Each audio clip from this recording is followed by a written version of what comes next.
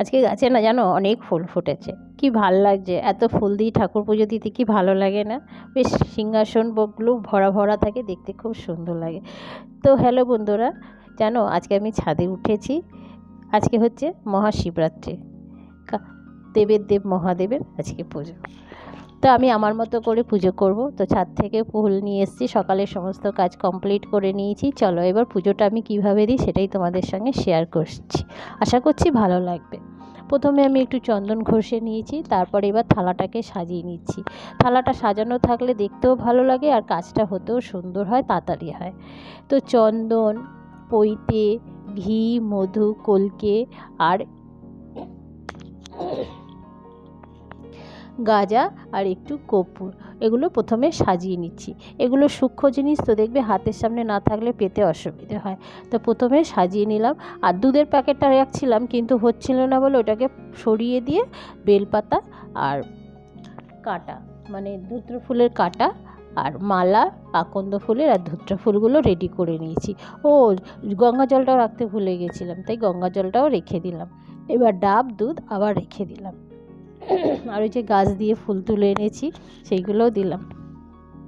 আর দেখো ধূপকাঠির প্যাকেটটাখানে ধরবে না বলে তাই ধূপকাঠিকে বার করে আর মোমবাতি দিয়ে নিচ্ছি। আর একটা থালায় নিয়ে নিচ্ছি বেল, কুল অবশ্যই দরকার, কুল তো দিতে হয়, মিষ্টান্ন আর 5 রকম ফল যেটা দিতে হয়, তার মধ্যে কলাটা তো দিতেই হয়।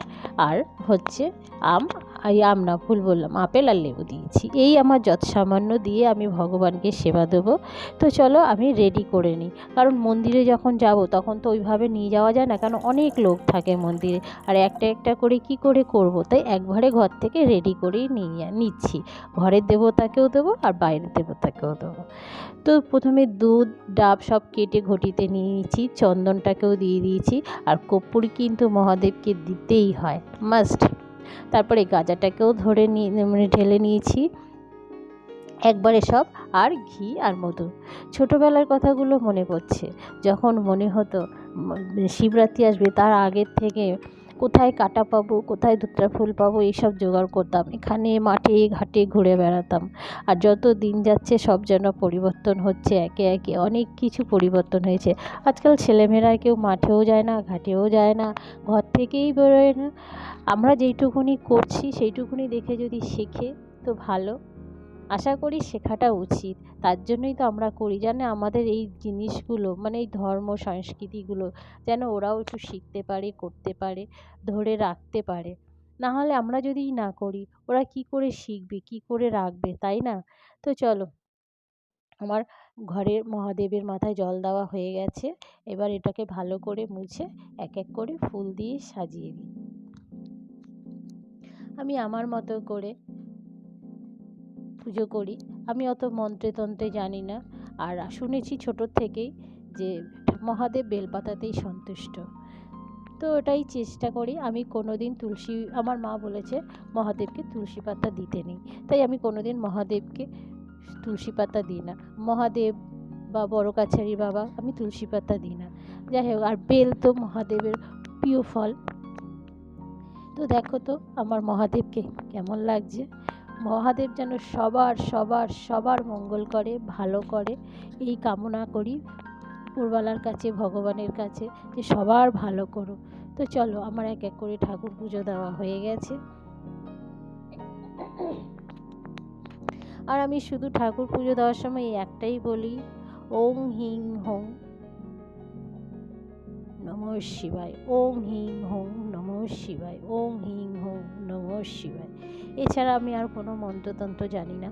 আমি আমার মনে করে ভগবানকে বলি সবাইকে ভালো রেখো, সুস্থ রেখো, সবল রেখো, সবার মুখে আহারের ব্যবস্থা করো। আমি আমার মতো করে শিব পুজো করেছি। আজকে শুভ শিবরাত্রি, সবাইকে জানাই শুভ শিবরাত্রি। সবাই মঙ্গল মঙ্গল করুক, সবাই ভালো থাকুক, সুস্থ থাকুক, সবল থাকুক, এই কামনা করি মহাদেবের কাছে। প্রত্যেকটা মানুষ যেন সুস্থ থাকে, ভালো থাকে, সবল থাকে। তো হ্যালো বন্ধুরা, গুড মর্নিং। আশা করছি তোমরা সবাই ভালো আছো, সুস্থ আছো, সবল আছো। আমি সুচিত্রা, তোমাদের সবাইকে স্বাগত আমার ছোট্ট একটি ব্লগে বা ভিডিওতে, যেটাই বলো না কেন, সবাইকে স্বাগত। তো চলো, আর ঘরের পুজো হয়ে গেছে, এবার মন্দিরে যাবো পুজো দিতে। চলো আমার সঙ্গে তোমরাও চলো। তো মন্দিরে চলে এসেছি। মন্দির বলতে কিন্তু এটা আমাদের বাড়িরই মন্দির। আমার মামা শ্বশুরের। আমাদের একই বাস্তু ভিটের মধ্যেই এই মন্দির। আমাদের আর একটা দূরে মন্দির আছে, কিন্তু আমাদের বাড়িতে যেহেতু মন্দির আছে, এখানে ঠাকুরমশাই আসে, এখানেই তো অঞ্জলি আমরা সবাই দিই। তো এবার এখানটাতেই পুজো হচ্ছে এবং ঠাকুর আরতি হয়ে গেছে, অঞ্জলিও দেওয়া হয়ে গেছে, মানে আরতি হচ্ছে, অঞ্জলি দেওয়া হয়ে গেছে। তো ঠাকুরমশাই অঞ্জলি দিচ্ছে বলে আরও আরও লোক দেবে বলে আর কি। তা আমি দাঁড়িয়ে রয়েছি যে সবার সঙ্গে একটু গল্প করে কথা বলে তারপরে ঘরে আসবো। তো ঘরে চলে এসেছি, এসে চিন্তা করছি যে কি করব। তার মধ্যে আমার ননদ এসছে, তাই তার সঙ্গে গল্প করছে আর বলছি যে মেয়ে বলেছে মা আজকে আমি উপোস। আচ্ছা 10 বছরের বাচ্চা কি উপোস করবে বলো তো? তবু টিফিন ব্যাগের মধ্যে জোর করে ঢুকিয়ে দিয়েছি, ওদের যেহেতু স্কুল ছুটি নেই। কিন্তু বাড়িতে এসে তো কান্নাকাটি করবে বুঝতেই পারছি, তাই ওকে বলছি। ও বলছে একটু ভাত করেই রাখো। এ দেখো একটা জিনিস, দেখো গাছের নতুন পাতা বেরিয়েছে, লাল লাল, কি সুন্দর লাগছে না দেখতে? তো আমি খাবো সাবু, আর শাশুড়ি মা তো ভাত খাবে না, আর শাশুড়ি মায়ের ঠান্ডা লেগেছে বলে সাবুও খাবে না। তো উনি বলছে আমাকে পরে দুটো সরু চুকলি বা গোলা রুটি যেটা বলে সেটা করে দেবে। আমার কর্তামশাই বললো তুমি সাবু খাবে, আমিও সাবু খাবো। তো আর চিন্তা নেই, এবার শুধু মেয়ের কথাই ভাবছি যে ও কী করবে। তো যাই হোক, আসুক, তারপরে না হলে তো আবার কান্নাকাটি করবে, চিৎকার চেঁচামেচি, বাচ্চা মানুষ যেটা বলবে সেটাই করে দিতে হবে। তো আমি আজকে একটু সাবুর পোলাও করব। তো একটু নিয়ে নিয়েছি কিশমিশ, কাজু আর 2 রকমের বাদাম নিয়েছি, কাজু বাদাম আর চিনে বাদাম যেটাকে বলে।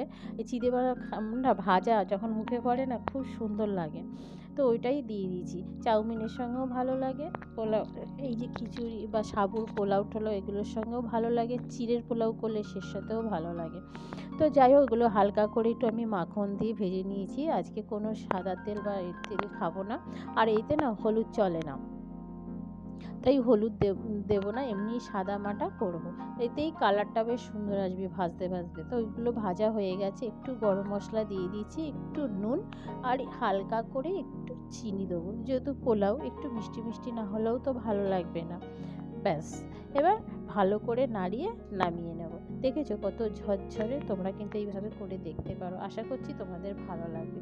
তো চলো, আমার ঝরঝরে পোলাও হয়ে গেছে। ও, আমি কিন্তু ছোটো বাটিতে তুলেছি, লাস্টে দেখছি হচ্ছে না বলে বড় থালাতে, মানে বড় বাটিতে ঢেলে নিয়ে একটু শশা দিয়ে খেয়ে নিচ্ছি। আর এদিকে আমার কর্তামশাই ওই যে সাবু মাখা খাবে, ও আবার পোলাও খেতে পছন্দ করে না, আমার আবার ভালো লাগে, আমার আবার উপোস পাতে মিষ্টি খেতে ভালো লাগে না। তো যাই হোক, তোমরা কে কী খাচ্ছ কমেন্ট করে কিন্তু জানিও। আমি তো সাবু খাচ্ছি। আর তোমাদের যদি এই রেসিপিটি ভালো লাগে, লাইক কমেন্ট সাবস্ক্রাইব করে পাশে থেকো। টাটা।